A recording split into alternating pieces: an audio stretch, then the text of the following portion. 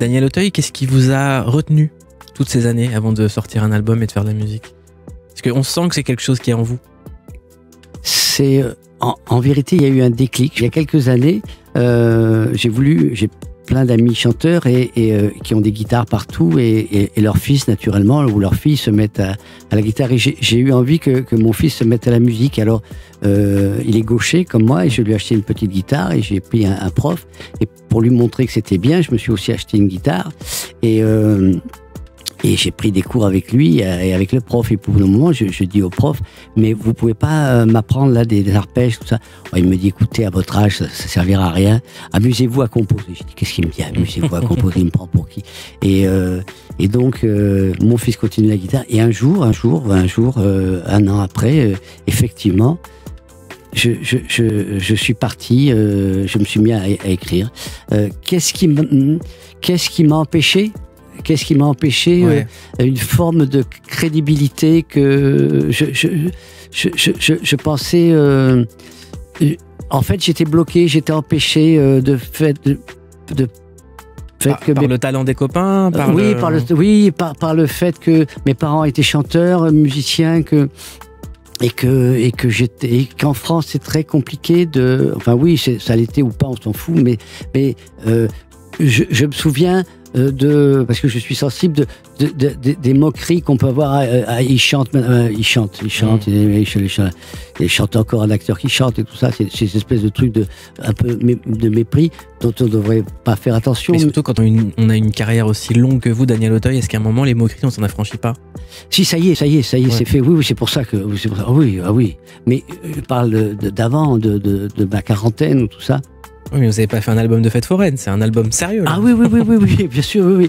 Mais donc, et puis je dois dire, c'est aussi cette rencontre avec Gaëtan, quoi, qui m'a encouragé beaucoup. Il n'y a pas eu de jugement. Non, il n'y a pas eu de jugement, donc pas de condamnation. Mais finalement, c'est pas ça la musique, c'est un artiste avec un autre, un humain avec un autre. C'est ça, mais je savais pas parce que c'est un métier que je connaissais pas, que je ferais. Voilà, j'étais habitué au plateau de cinéma, mais aujourd'hui, dans les studios d'enregistrement ou sur scène et tout, il y a cette fluidité, ce passage entre la musique et les mots et surtout ces musiciens avec qui je travaille et qui adhèrent à ce spectacle et qui sont heureux d'être là. Voilà, je sens qu'on fait un tout, quoi. Mais Daniel Auteuil, vous parlez de quelque chose d'intéressant, c'est que sur un plateau de cinéma, une star, ça existe. Ouais. Il y a votre nom sur une chaise, une loge à votre nom, les gens qui vous amènent une petite couverture si vous avez froid, un petit thé chaud, il y a tout. Est-ce que ça existe dans la musique, ça? Alors, ça a un certain niveau sûrement, mais je sais que là, c'est moi qui me balade avec ma housse et mon costume. C'est moi qui le sors, qui le truc, je le rentre, je repars avec. Et en fait, dans la musique, il y a au fond, il y a une forme de liberté qui est due au fait qu'on est tous à peu près rangés dans la même catégorie, quoi. C'est-à-dire, alors il y a ceux qui ont beaucoup de succès et tout ça, mais les musiciens auxquels j'ai envie de ressembler, d'appartenir, sont libres. Et c'est cette liberté qui me plaît, cette façon de toute simple et en même temps le soir avant le concert, le spectacle, on sent tout d'un coup il va se passer, c'est un moment important et ça me plaît. Un jour tu verras à qui j'ai dit ça, je pense que je l'ai dit il y a une vingtaine d'années à la femme que j'ai épousée. Un jour tu verras, on va se marier. Voilà. C'est comme dans Wayne's World. Voilà. One day she will be mine. Absolument. Elle vous a cru au début?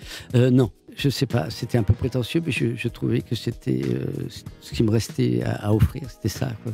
Parce que j'avais jamais été marié, donc j'ai une espèce de virginité par rapport à ça. Vous aviez quel âge? 56 ans, un truc comme ça. Mais alors, racontez-moi, parce que quand on a, vraiment ça m'intéresse.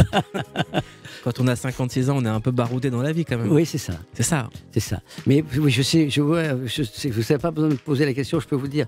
On peut rencontrer à tout âge la femme idéale, mais si nous on n'est pas l'homme idéal à ce moment-là, c'est cuit. C'est jamais la femme qui est en cause. La femme est toujours magnifique. C'est nous qui sommes pas à l'heure, quoi.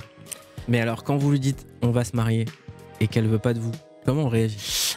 Alors, eh bien... Sur combien de temps ça s'est passé, tout ça? Ça s'est passé sur quelques années. Ça s'est passé sur 3-4 ans. Oui. Oui. Pendant 3-4 ans, vous saviez que c'était elle? Je savais pas tout de suite, mais enfin si, c'est très bizarre. La vie fait qu'on est, au fond, est-ce qu'on est différent? Non, on reste le même et on vieillit. Je pense que c'est nous qui sommes pas au rendez-vous. Voilà. On n'est pas à la hauteur. Voilà. Je pense que souvent, j'ai pas été à la hauteur des amours et des femmes que j'ai rencontrées. Alors, quel conseil vous avez à donner à quelqu'un qui dit à une femme, tu es la femme de ma vie, et ça prend pas? Et qui est intimement persuadé de ça. Oui, eh bien, il faut continuer je pense qu'elle attend des preuves. C'est comme ça, elle attend des preuves. Donc, donner des preuves, mais avec légèreté. C'est-à-dire, ne vous découragez pas et de dire, vas-y, c'est comme ça, je vais en épouser d'autres. Non, faut pas, non. Il faut attendre, un jour tu verras. Tu viendras parce que tu peux pas faire autrement, parce que c'est toi, parce que c'est moi. Donc faut vraiment mettre son ego de côté. Ah, l'ego, oh là là. Ah non, alors complètement. Oui, malheureux. Ah non, en amour, pas d'ego. Non. Non plus parce que ma génération aussi, on a été très influencé par la façon d'aimer de Jacques Brel, l'ombre de ton ombre, le chien, tout ça, non plus. On n'est pas des chiens non plus. Ça, on n'est pas des canards. Non, voilà, c'est ça. Non, il y a une forme quand même de truc. Non. Il faut savoir doser entre t'es une princesse et t'es casse-couille. Alors ça, il faut pas le dire. C'est ça, faut pas le dire. Non, ça, il faut pas le dire. Mais peut-être qu'elles le savent.